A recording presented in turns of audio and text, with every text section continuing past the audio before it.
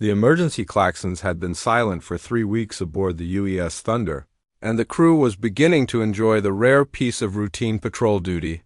Engineering reports came in on schedule, the navigation systems hummed with quiet efficiency, and the mess hall actually served something resembling real coffee instead of the synthetic substitute that usually passed for caffeine.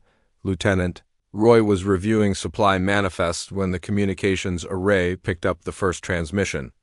The signal was unlike anything in the standard database, composed of harmonic frequencies that seemed to pulse with mathematical precision. He forwarded it immediately to the bridge, where Captain Brooks was discussing crew rotations with his first officer.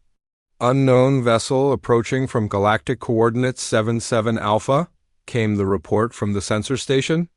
"Range approximately 2 million kilometers and closing at steady velocity." Brooks moved to the tactical display, studying the sensor readout with practiced eyes. The approaching craft registered as roughly half the size of the Thunder, its hull composition reflecting sensor sweeps in ways that suggested advanced metallurgy. More importantly, it showed no weapon signatures that matched any known hostile configuration. "Maintain course and speed," Brooks ordered. "Open a channel on all standard frequencies." The response came within minutes, transmitted on a frequency that the Thunder's computers had to recalibrate to properly decode. The voice that emerged from the speakers was smooth and melodious, with pronunciation that suggested considerable effort had been made to learn human language patterns. "Greetings, Vessel Thunder. I am Commander Tal of the Aldery Collective. We request permission to conduct standard diplomatic assessment protocols aboard your vessel. This is routine procedure for all newly encountered species." The bridge fell silent. First contact protocols were clear, but the casual tone of the transmission suggested this was anything but a momentous first meeting between species. Brooks glanced at his communications officer, who was already running the message through linguistic analysis programs. "Sir, the translation software indicates this is a highly sophisticated language with over 40 different grammatical structures. The speaker appears to be using what they consider a simplified version for our benefit." "Diplomatic assessment protocols," Brooks repeated slowly. "Ask them to clarify their intentions." The response came quickly. "We are scholars and observers. Captain Brooks, the Aldery Collective has encountered 67 sentient species across this galaxy sector. We study military capabilities, cultural markers, and technological advancement levels. Your species appears to have recently achieved faster-than-light travel, which places you in the category requiring standard evaluation." Brooks found himself intrigued despite the strangeness of the situation. The alien spoke of encountering dozens of species as if interstellar diplomacy were as routine as checking the weather. "And this evaluation requires boarding our vessel?" "Physical observation provides data that remote scanning cannot. We observe crew behavior, examine technological implementations, and assess cultural adaptation to spacefaring environment. The process typically requires 4 hours of your time measurement." The captain looked around his bridge crew, noting the mixture of curiosity and professional wariness in their expressions. First contact protocols gave him considerable discretion in such situations, and the aliens had made no hostile moves or demands. "Very well, Commander Tal. You may transport a small delegation to our main shuttle bay. 3 individuals maximum, and they will be escorted at all times during their visit." "Understood and acceptable." "Prepare to receive Commander Tal's science. Officer Nix and Cultural Analyst Cole, we will transport momentarily." The next few minutes passed in a blur of activity as Brooks selected his escort team and made his way to the shuttle bay. Lieutenant Roy and Ensign Webb were already waiting, having been briefed on basic first contact procedures during their journey through the ship's corridors. The transport effect was unlike anything the humans had seen before. Instead of the familiar sparkle of their own transporter technology, the air simply seemed to condense and solidify until 3 figures stood before them. The Aldery were tall and graceful, with features that seemed almost familiar despite their obvious alien nature. Their skin had a subtle, iridescent quality, and their eyes held an intelligence that immediately commanded respect. Commander Tal stepped forward, his movement fluid and precise. Captain Brooks, we appreciate your cooperation. This assessment will provide valuable data for our collective understanding of galactic diversity. Welcome aboard the Thunder, Brooks replied, noting how the alien's gaze seemed to take in every detail of the shuttle bay simultaneously. I understand you wish to observe our operations? Indeed. We have found that each species develops unique solutions to the challenges of space travel. Your approach to military vessel design, crew organization, and technological integration will be most illuminating. As they began walking toward the main corridors, Brooks noticed something odd about his guests. Despite their polite demeanor and professional curiosity, there was a subtle tension in their posture that hadn't been present during their initial transport. Science Officer Nix kept glancing at the human crew members with an expression that seemed almost puzzled, while Cultural Analyst Cole appeared to be taking notes on a device that projected holographic symbols into the air. How many species have you encountered that have achieved spaceflight? Brooks asked as they entered the main corridor. 67 confirmed, with an additional 12 species showing pre-flight technological indicators, Tal replied. Most follow predictable development patterns. Agricultural societies develop mathematics, mathematics leads to engineering, engineering enables space travel. The variations are typically minor. Lieutenant Roy, walking slightly behind the group, couldn't help but notice how the alien seemed to be studying not just the ship's design but the crew members themselves. Every human they passed received the same intense scrutiny, as if the Aldery were trying to solve some sort of puzzle. Your crew appears remarkably disciplined, Nix observed, his melodious voice carrying a note of something that might have been confusion. Their behavioral patterns suggest extensive training in coordinated activities. Standard military protocol, Brooks explained. Every crew member knows their role and responsibilities. They paused at an intersection where several corridors met, and Brooks noticed that the Aldery had stopped moving entirely. All three were standing perfectly still, their heads tilted slightly as if listening to something the humans couldn't hear. Is there a problem? Brooks asked. Commander Tall's response came slowly, as if he were choosing his words carefully. We are merely adjusting to your vessel's atmospheric conditions. Please continue with the tour. But as they resumed walking, Brooks couldn't shake the feeling that something had fundamentally changed in the last few moments.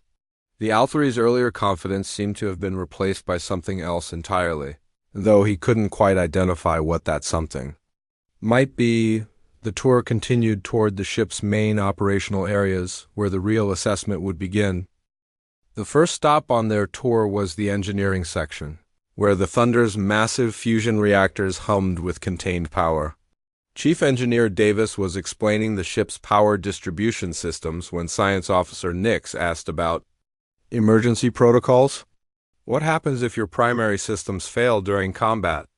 Nix inquired, his translator device working overtime to convert the technical terminology. Davis grinned, wiping his hands on a maintenance cloth. We've got backup systems for our backup systems. Last month we took a direct hit to the main reactor. Housing during a training exercise. Kept fighting for 6 hours on auxiliary power alone. 6 hours, Nix repeated, his voice carrying a note of disbelief. Most species would consider such damage catastrophic. Catastrophic? Davis laughed. That was just a good workout. You should have seen us after the Kepler incident. We limped home on one engine and half our hull plating missing. The mention of Kepler caused an immediate reaction among the human crew members present. Brooks noticed how their expressions changed subtly, becoming more focused and alert. It was a look he recognized from veterans who had seen real combat. The Kepler incident? Commander Tall asked, his translator struggling with the casual tone Davis had used. Nothing major, Lieutenant Roy interjected quickly. Just a routine patrol mission that got complicated. But the Aldery were clearly picking up on something the humans weren't saying. Cultural Analyst Cole was taking rapid notes, his holographic device creating complex patterns in the air that seemed to pulse with urgency. Their next destination was the armory, where weapons specialist Torres was conducting routine maintenance on the ship's small arms. The Aldari observed silently as Torres demonstrated the operation of a standard plasma rifle, explaining its various settings and capabilities. This weapon has 17 different power configurations, Torres explained, hefting the rifle with casual familiarity, from non-lethal stunning to full disintegration. Most situations only require setting 4 or 5, but you never know when you might need the heavy stuff. 17 configurations seems excessive, Nix observed. Most species we have encountered employ weapons with 3 or 4 settings at most, Torres shrugged. Better to have it and not need it than need it and not have it. Besides, different targets require different approaches. What works on armored opponents might not work on unarmored ones, and vice versa. The Aldari exchanged glances that the humans couldn't interpret. There was something in their body language that suggested growing unease. Though they maintained their professional demeanor, the medical bay proved to be even more disturbing for their guests. Dr. Stone was reviewing patient files when they arrived, and she cheerfully explained human medical capabilities while showing them the ship's advanced surgical equipment. Human physiology is remarkably resilient, Stone explained, pulling up a holographic display of human anatomy. We can survive injuries that would be fatal to most species. Broken bones, severe lacerations, even partial organ failure can be treated successfully with proper medical intervention. Your survival rates are impressive, Tal admitted, studying the medical data with obvious fascination. What percentage of your crew typically survives major combat injuries? About 85% make full recovery, Stone replied matter-of-factly. Another 10% recover with minor permanent disabilities. We rarely lose anyone to injuries that aren't immediately fatal. The silence that followed was profound. The Aldari stood motionless, their advanced empathic abilities apparently overwhelmed by something they couldn't quite process. That is, significantly higher than galactic average, Nix finally managed to say. Really? Stone seemed genuinely surprised. What's the average for other species? Approximately 30% survival rate for major combat trauma, Cole replied, his voice barely above a whisper. The tour continued to the ship's recreational areas, where off-duty crew members were relaxing between shifts. The Aldari observed a group of Marines playing a strategy game that involved complex tactical scenarios, complete with holographic battlefields and miniature units. This is a popular entertainment? Tal asked, watching as the players maneuvered their forces with practiced skill. War games help keep our tactical thinking sharp, explained Sergeant Mills, one of the players. This particular scenario is based on the Battle of Proxima Station. We're trying to see if we can achieve victory with fewer casualties than the historical engagement. You find warfare entertaining? Nix asked, his translator device having difficulty with the concept. Not warfare itself, Mills clarified, but the strategic challenges are fascinating. How do you outmaneuver an opponent with superior numbers? How do you adapt when your original plan fails? These are skills that could save lives in a real engagement. The Aldari watched the game continue for several minutes, observing how the humans approached each tactical problem with a combination of analytical thinking and instinctive aggression that seemed to come naturally to them. Even in play, they moved and thought like predators. Their final stop was the bridge, where the normal watch rotation was monitoring long-range sensors and maintaining the ship's course. Navigation Officer Kim was plotting potential patrol routes when the visitors arrived. This is our command center, Brooks explained, gesturing to the various stations around the bridge. From here we can coordinate all ship functions, monitor surrounding space, and direct combat operations if necessary. The Aldari observed the bridge crew with growing fascination and mounting horror. Every human moved with purpose and precision, their actions coordinated in ways that suggested they had trained together extensively. But more disturbing was the way they seemed to constantly scan their environment, as if always alert for potential threats. Your crew appears remarkably vigilant, Tal observed. Is this level of alertness typical for your species? We maintain standard watch protocols, Brooks replied. Situational awareness is important in deep space. But the Althari were seeing something more than simple alertness. Their empathic abilities were detecting a predatory awareness that seemed to permeate every aspect of human behavior. These weren't just skilled technicians operating a spacecraft. They were hunters who had learned to use technology as an extension of their natural abilities. As the tour concluded, the Althari found themselves back in the shuttle bay, preparing to return to their own vessel. But the professional curiosity they had arrived with had been replaced by something entirely different.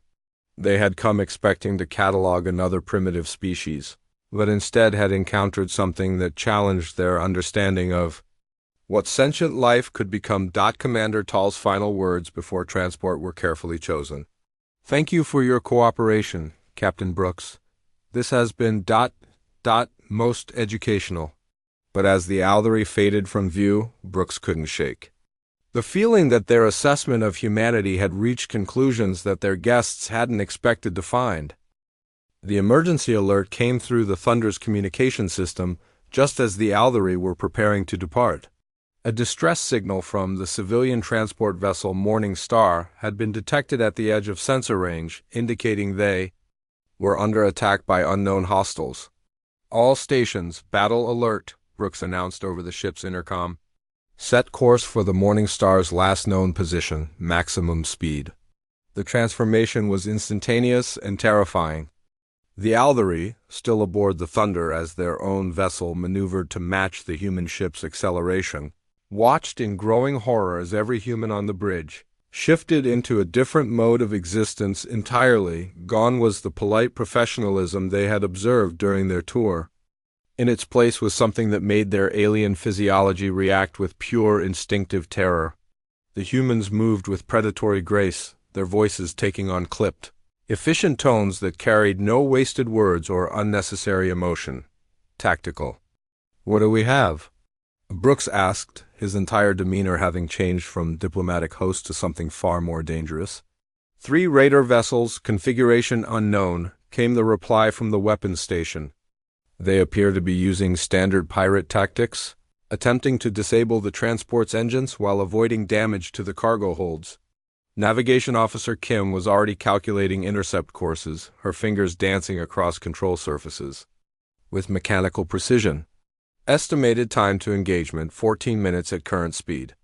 The Althari stood frozen near the bridge's rear stations, their empathic abilities overwhelmed by the collective shift in the human crew's mental state. It was as if they had been observing a group of skilled technicians only to discover they were actually watching apex predators who had temporarily been playing at civilization. "Communications, open a channel to the raiders," Brooks ordered. "Let them know they have new company." The response came quickly, transmitted in broken standard Galactic. "Human vessel, this is not your concern. Continue on your course and no harm will come to you."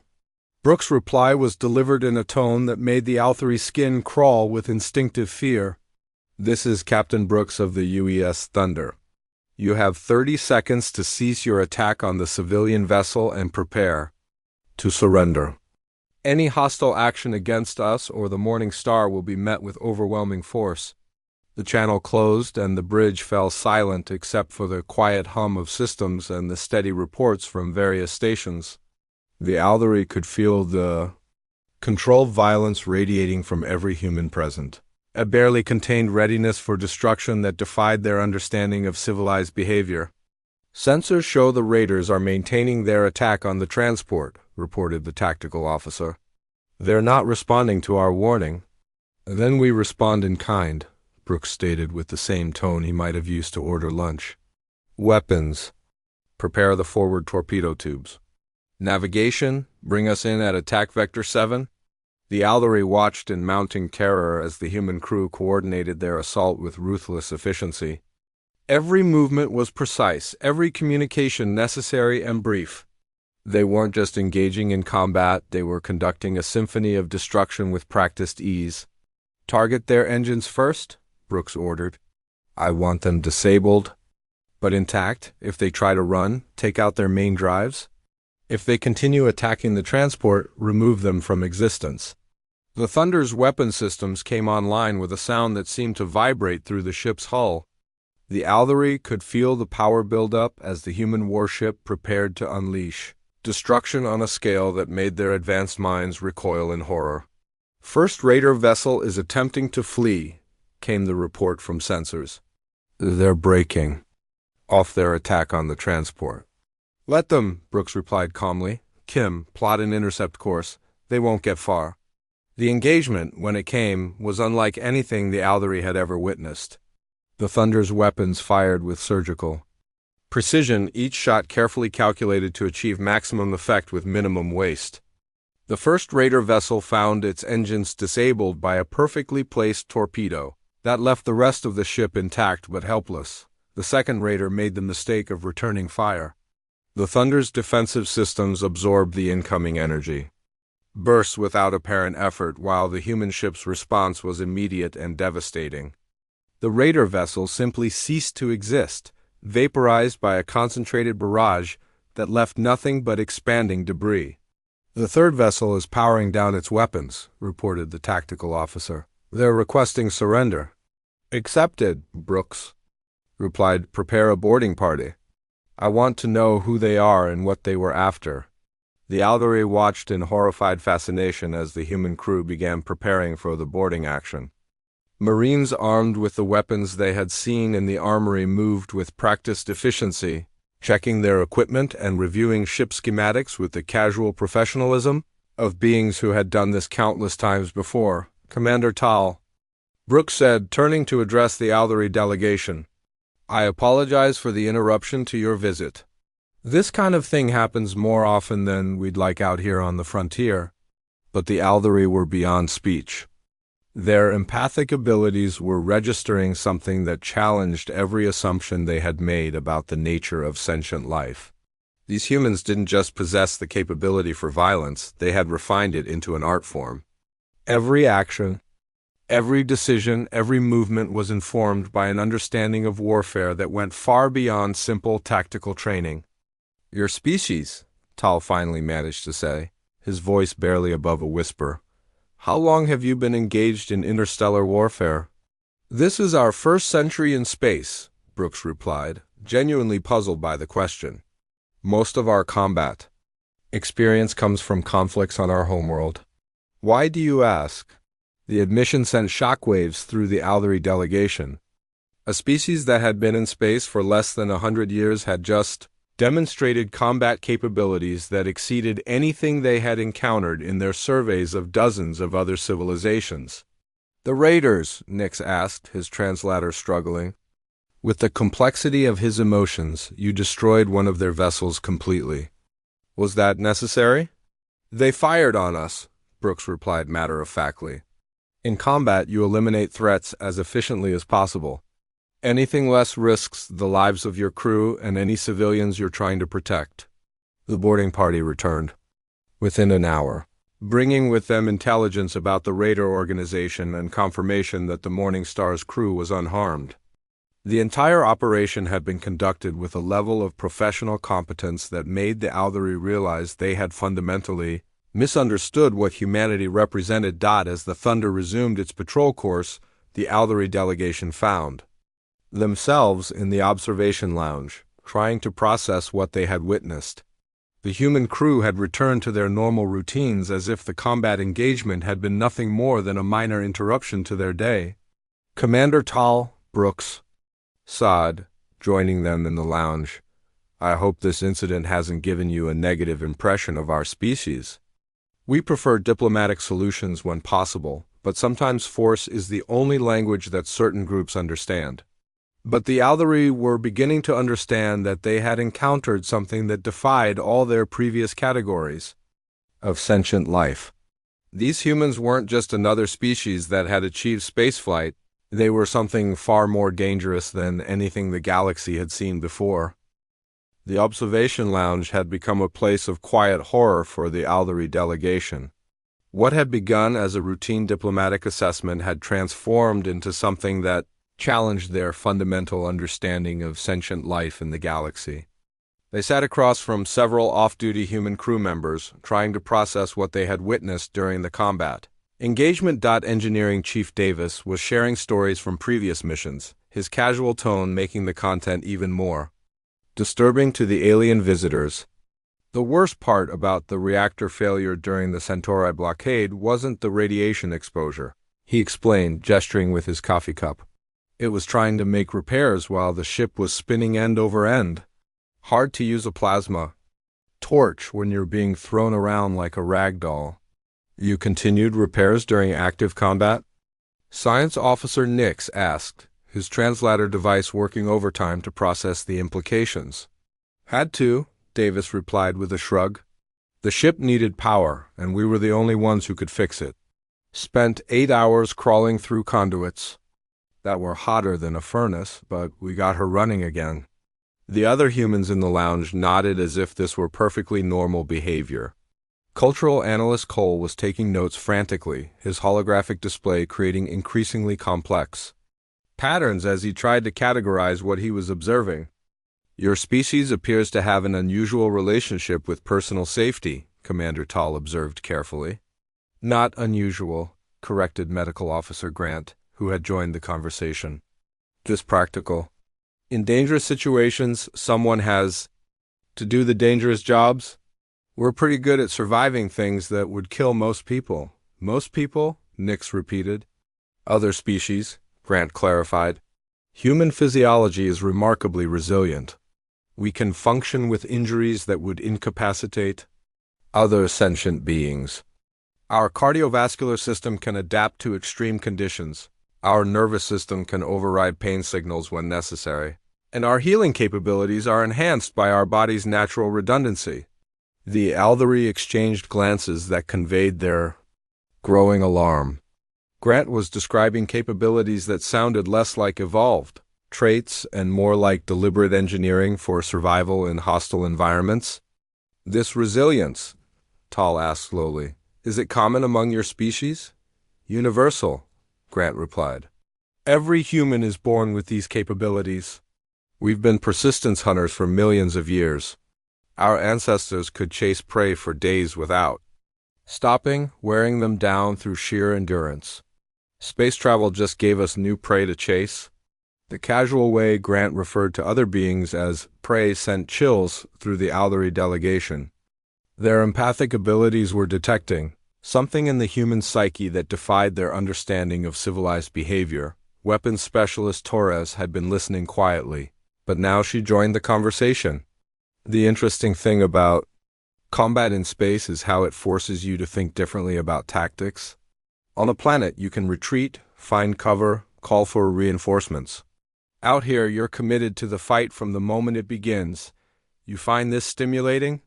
Cole asked, his voice barely above a whisper. Challenging, Torres corrected. Every engagement is a puzzle to solve.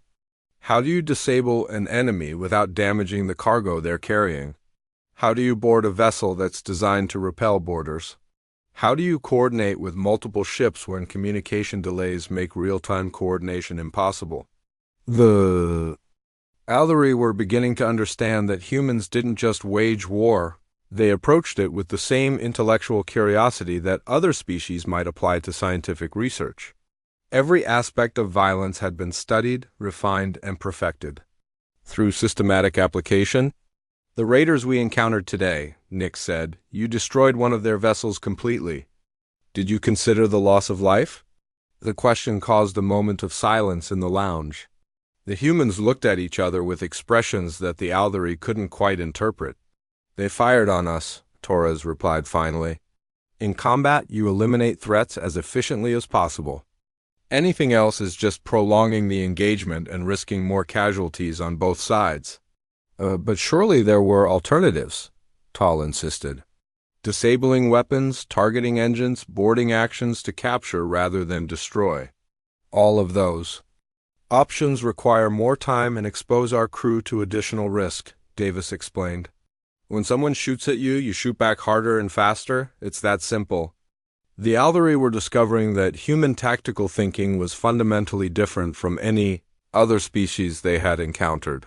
Where other civilizations sought to minimize violence and find diplomatic solutions, humans approached conflict with a mindset that prioritized victory through overwhelming force.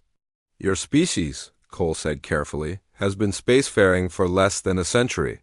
How have you developed such sophisticated combat capabilities? We've been fighting each other. For thousands of years, Grant replied matter-of-factly. Wars on our homeworld gave us plenty of practice. Space combat is just an extension of the same principles we've always used. You fought wars against your own kind?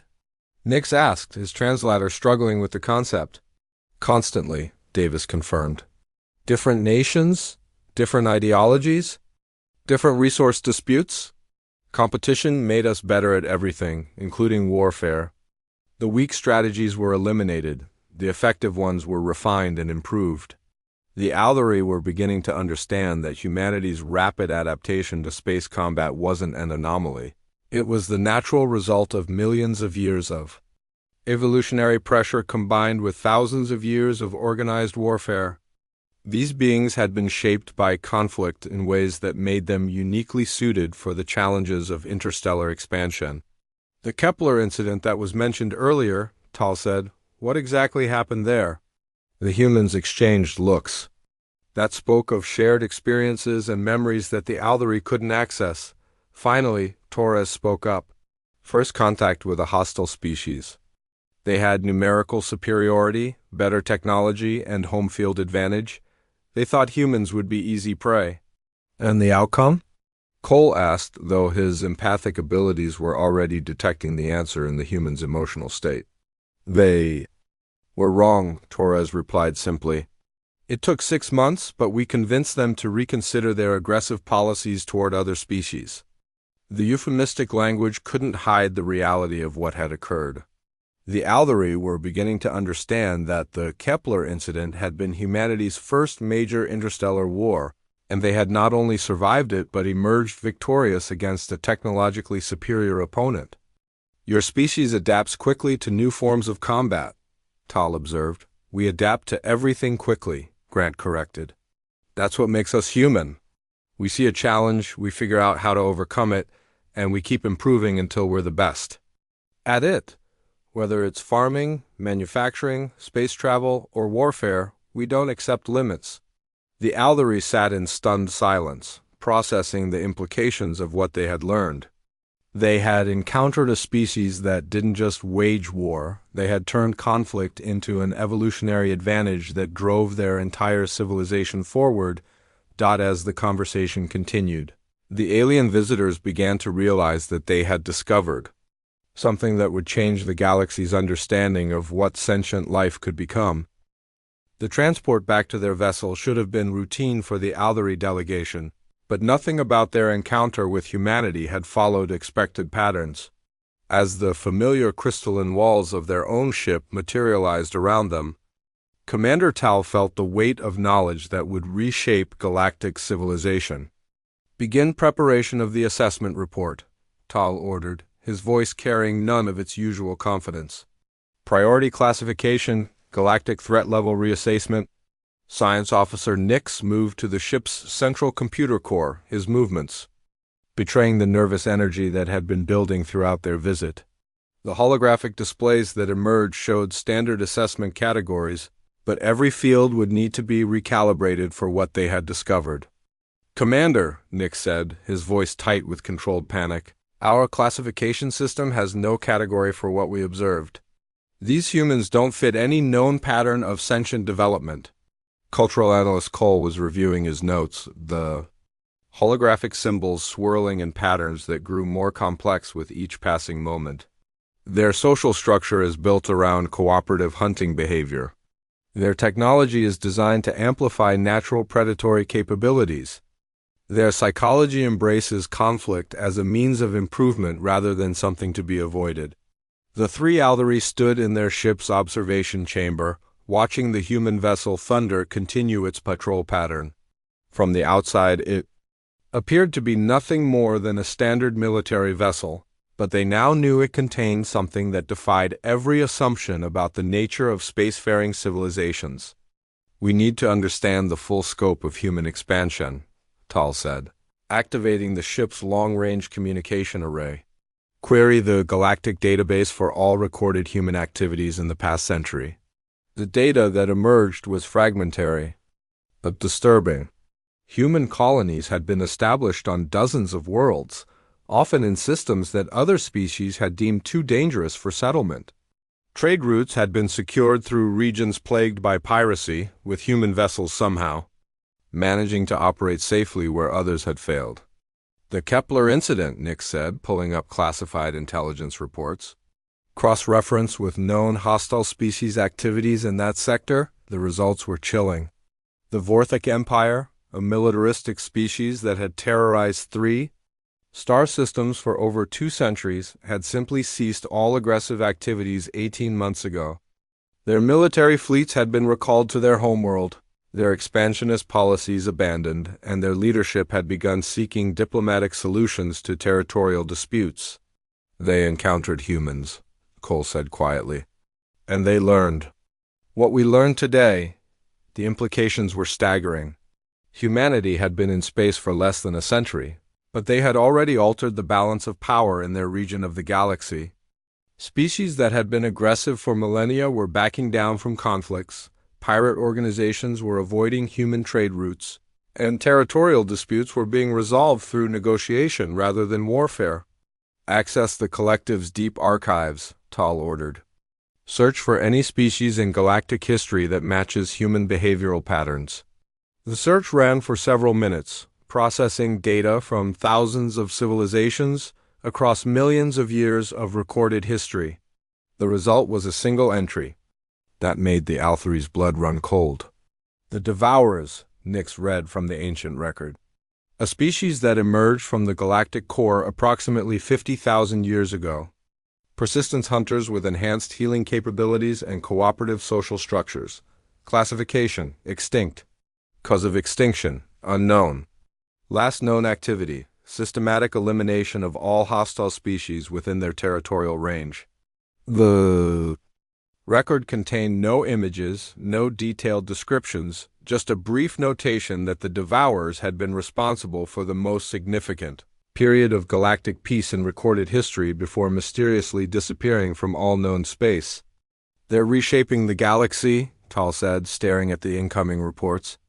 Not through conquest or domination, but by simply being what they are. Other species sense the predator beneath the civilized surface and modify their behavior accordingly. The Thunder had completed its patrol and was moving toward the edge of the system, its crew presumably unaware that they had just redefined humanity's place in galactic civilization. The Althari watched the human vessel disappear into hyperspace, carrying with it beings who represented the most significant shift in galactic power dynamics in recorded history. What do we tell the other species? Nix asked. How do we explain?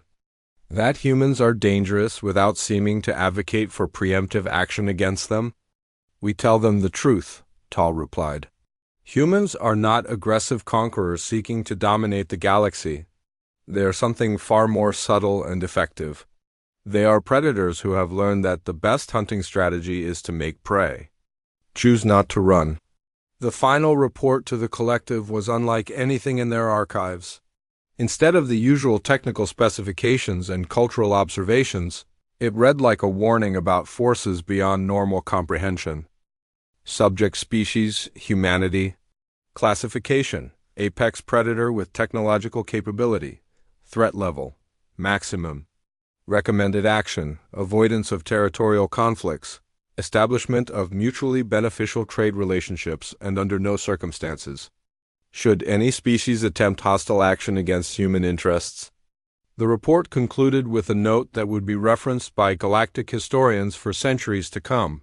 The humans aboard the Thunder were not warriors pretending to be diplomats. They were predators who had evolved beyond the need for constant violence. They represent the final stage of predatory evolution, being so dangerous that their mere presence alters the behavior of potential threats. Within days of the report's distribution, the galactic political landscape began to shift. Species that had been engaged in territorial disputes for decades suddenly found diplomatic solutions. Pirates and raiders began avoiding sectors where humans might be present. Military buildups were quietly scaled back as civilizations reconsidered the wisdom of appearing threatening in a galaxy Where humanity was expanding, the most profound change came from the collective itself. For the first time in their history, the Aldari modified their assessment protocols to include a new category, species too dangerous to evaluate. Humanity became the first and only entry in this classification. Trade routes began flowing toward human space as other species sought to establish beneficial relationships with beings they now understood could eliminate threats more efficiently than any military force. Diplomatic missions were dispatched from across the galaxy, each carrying messages of friendship and offers of cooperation. The Thunder continued its patrol duties, unaware that a routine diplomatic assessment had transformed the galactic community's understanding of what humanity represented. Captain Brooks filed a standard report noting the successful first contact with the Aldari Collective, recommending continued diplomatic engagement with the species, but in the deepest archives of the galactic database, a new entry appeared that would influence interstellar relations for millennia. Warning: humanity represents the evolution of predatory behavior into a sustainable galactic civilization. They do not seek to destroy other species, but their very existence serves as a reminder that the galaxy contains forces capable of eliminating any threat to galactic stability. Approach with respect, engage with honesty, and never mistake their civility for weakness. The Aldari vessel departed the system, carrying its crew toward their homeworld where they would spend years trying to process what they had learned. Behind them, the Thunder continued its patrol, its crew maintaining the peace simply by existing in a galaxy that had suddenly become much more civilized. The age of humanity had begun not with conquest or declaration, but with the quiet recognition that some forces in the universe were best left undisturbed. The galaxy had learned to coexist not because humans demanded it, but because the alternative was too terrible to contemplate. In the end, the most effective predators were those that never needed to hunt because their prey had learned to behave. Not extinct, Cole said, his voice barely above a whisper. They evolved, they learned to control their predatory instincts. They became human. The revelation sent shockwaves through the Aldari delegation. Humanity wasn't just another species that had achieved spaceflight, they were the descendants of beings that had once been considered the most dangerous predators in galactic history. But humans are different, Nix protested. They showed us. Hospitality, engaged in diplomatic conversation, followed rules of engagement during combat. They're not mindless killers. No, Tal agreed, they're something far more dangerous. They're intelligent predators who have learned to use civilization as a tool for achieving their goals. They don't destroy everything they encounter because they understand that controlled application of force is more effective than random violence. The Aldari began preparing their report to the collective, but the standard assessment categories seemed inadequate for what they had discovered. How do you classify a species that could engage in polite conversation one moment and systematically eliminate threats the next? How do you warn other civilizations about beings who appeared helpful and cooperative until the moment they revealed their true nature? Recommendation, Tal said finally, avoid all contact with human territories. Classify Earth and all human colonies as restricted space. Any species considering aggressive action against human interests should be advised that humans are not what they appear to be. The message was transmitted across the galaxy within hours, carried by the collective's instantaneous communication network. The response was immediate and overwhelming. Species after species began reporting similar encounters with humans. Stories of polite interactions that had left them with the inexplicable feeling that they had barely escaped something terrible. The Manthari Confederation reported that human traders had resolved a piracy problem in their territory by simply announcing their presence. The pirates had fled without explanation, abandoning lucrative trade routes they had controlled for decades. The Zephyrian Republic had invited human diplomatic observers to mediate a territorial dispute with a neighboring species. The conflict had been resolved within days, with both sides agreeing to terms that heavily favored peaceful coexistence. The Quantum Collective had attempted to probe human defenses using advanced scanning technology, only to discover that every human vessel was simultaneously tracking their supposedly undetectable reconnaissance ships. The humans had sent a polite message suggesting that such activities were unnecessary and potentially dangerous. As reports continued to flow in from across the galaxy, a pattern emerged that chilled the Aldari to their core. Humanity wasn't just expanding into space, they were systematically altering the behavior of every species they encountered. They used diplomacy when possible, trade when profitable, and overwhelming force when necessary.